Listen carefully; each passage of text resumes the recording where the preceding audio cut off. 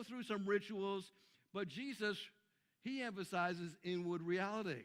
He realizes that a person's going to change is not by outward conformity. It's by an inward transformation. The Spirit of God comes and lives within us, and that's how we're able to change. When you think about life-changing decisions that you've made, you made those because you processed them internally. And maybe you got to the point in your life where you're sick and tired of being sick and tired. You said, okay, it's time that I make some changes in my life. That began inside of you, and you became determined to make those changes. Well, Jesus came to change us from the inside out, not the outside in. Well, there's something else that we look at when we look at the difference between Jesus and religion. Religion is about what you can't do. Do's and don'ts, right? Do this, but don't do this. As a matter of fact, the Pharisees were so good at coming up with all these rules and regulations. They had over 300 various rules that you were to keep. They kept adding on to those rules, right? You couldn't keep ahead of all the rules and the regulation. That's what religion is all about. But Jesus is about not what you can do, but what he can do in you. It's prohibition versus freedom. You know, so many people talk about freedom. They think that freedom is this ability to do whatever I want. You know what true freedom is? True freedom is the ability to do what you were designed to do. Sin inhibits us from being all that God wanted us to be. If we are set free from sin, if we're set free from the consequences of sin, then we truly experience freedom. Now, that's what Jesus is talking about. He says, when I set you free, you're free indeed. But you said, man, that sounds restrictive because he says you got to keep his commandments. You see, he wired us, he made us, he knows exactly how we ought to be living our lives. So if you follow him, you'll be free indeed. Well, religion puts up barriers. Jesus turns them down. He tears down those barriers. Our religion says, work your way. And Jesus says, well, don't work your way, I am the way. We discover that through a relationship with Christ, you discover joy that only he can bring. Well, there's a second point that we got to look at in this story of the triumphal entry of Christ. And that is, Scripture is more life-fulfilling than opinion. Now, I don't know about you, but I love talking to people, and I've discovered that people have a lot to say, especially if you have the gift of conversation, right? And getting to talk to people. And I've discovered that people have a lot of opinions. But I've also discovered that sometimes opinions don't change anything, right? Kind of like the guys sitting at Hardee's restaurant, they have a whole lot to talk about, but they're not changing a thing, right? And they have a whole lot of theories. They have a whole lot of things that they think will work great. Some people might fall into that category. And I've discovered there's some people, if you don't want to have it done, you talk to them and they'll talk it to death. If you really want to have it done, give it to somebody who's busy and they'll accomplish it and they'll get it done, right? There's a difference between these two. But as we look at this amazing story of the triumphal entry of Jesus, we discover here that Scripture is more fulfilling than opinion. We could say that it's more reliable. Let's look at what the Scriptures say, beginning at verse 14. Jesus found a donkey, and he sat on it. As it is written, don't be afraid, daughters of Zion. See, your king is coming. He's seated on a donkey's colt. Some translations say a foal of a donkey, which would be a young donkey that has never been ridden before. After his first disciples didn't understand all of this, after only Jesus was glorified, did they realize that these things had been written about him and that these things had been done to him. So the disciples going back and forth, they're not sure exactly what's happening. They had some opinions on it. They had some thoughts about it. But as you look at it, they didn't know what happened until Jesus was glorified. And so after he ascended to heaven. Now, just about everybody has an opinion of Jesus. As a matter of fact, when you do a quick survey of Scripture, you can see some of these opinions that people have of Jesus. John chapter 9, Jesus asks the question, who do you say that I am? And various responses were given, right? Some say that you're not from God, so some have a wrong opinion of Jesus. And so Jesus, they thought, was violating the Sabbath. They said, Jesus, you can't be from God because you're violating the Sabbath. And he said, wait a minute, I'm the Lord of the Sabbath. Lots of opinions about who Jesus is. Some in John chapter 10 and still today will say, well, Jesus was a prophet. And that's true, he was a prophet, but he's so much more than just a prophet.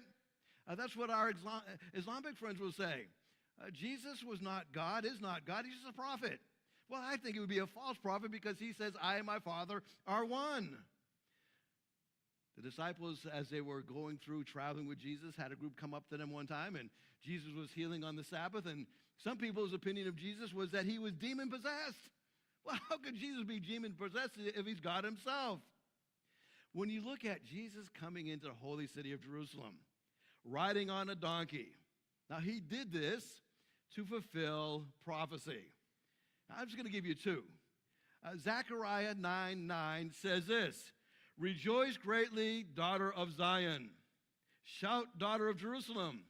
See, your king comes to you, righteous and victorious, lowly and riding on a donkey or on a colt, the foal of a donkey." Amazing prophecy given 500 years before Jesus rode into the city of Jerusalem. Now, Daniel goes even deeper in this prophetic understanding of what Jesus was about to do in Daniel chapter 9. And he uses a vision that he was given of the 70 weeks, okay? It's a prophetic vision. So that we don't get lost in the weeds, let me just read it to you, okay? Daniel is recording the vision that he received. And the vision was 77s are decreed on your people and on your holy city to finish transgression, to put an end to sin, to atone for wickedness, to bring in everlasting righteousness, to seal up the vision and the prophecy, and to anoint the most holy place. Here Daniel is talking about what's going to happen at the end of the 69th week. Jesus is going to come into the holy city of Jerusalem, and his purpose is to cleanse that most holy place. You remember when he ran those money changers out of the temple? That was the beginning of this prophecy being fulfilled.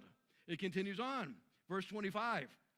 Know and understand this. From the time the word goes out to restore and rebuild Jerusalem until the anointed one, the ruler, comes, there will be 77s and 62 sevens. It will be rebuilt with streets and in a trench. But in times of trouble, after the 62 sevens, the anointed one will be put to death and will have nothing. Daniel predicts not only is Jesus going to cleanse the temple, not only is he going to come into that holy city of Jerusalem, he's going to be crucified. He's going to be put to death. The anointed one is going to be put to death. He's going to have nothing. He's going to die with nothing. Even what little he had, his robes, right? They tried to get his robe, and they cast lots to get his robe. Verse 26. After the 67 years, or 67 sevens, the anointed one will be put to death and have nothing to do. The people of the ruler will come to destroy the city and the sanctuary. The end will come like a flood. War will continue until the end, and desolation has been decreed. He will confirm a covenant with many for 1 7. In the middle of the 7, he will put an end to sacrifice and offering. Now, this is amazing prophecy here. Daniel is saying, when they take this anointed one, they kill Christ, they crucify Christ, that's going to be the end of the sacrificial system. Did you know the last time that the temple was used to sacrifice animals was just before it was destroyed in AD 70? In the relatively short time after Christ ascended on high. He will confirm a covenant with many for 1 7. In the middle of the 7, he'll put an end to the sacrifice, put an end to the offering. And at the temple, he will set up an abomination that causes desolation until the end that is decreed is poured out on him. Now, this abomination of desecration is Daniel looking past his first coming to his second coming. So Daniel is an amazing book. If you ever want to understand the book of Revelation, you better take the book of Daniel alongside with it to have a full understanding of what God is going to do in the future. But my point is this. As you look at what Christ is doing, a lot of people have opinion. But let's bring it back to Scripture to have a complete understanding of what God is doing. Well, I want to get back to the triumphal entry of Christ. And I want to get back to the fact that God used a donkey. And why did he use a donkey? Well, we realized it was prophetic that God was going to use a donkey. But throughout the centuries, men have written about this donkey that perhaps Jesus used to come into the holy city of Jerusalem. There's one guy in particular, a guy by the name of G.K. Chesterton, who wrote a poem about this donkey. You know, I'm not big on poems, but every once in a while, as a matter of fact, the last 2 Sundays I've used a poem. So here's a poem that was written on this donkey, and I wanted to at least read it to you, okay? When fishes flew and forests walked, and pigs grew upon thorn,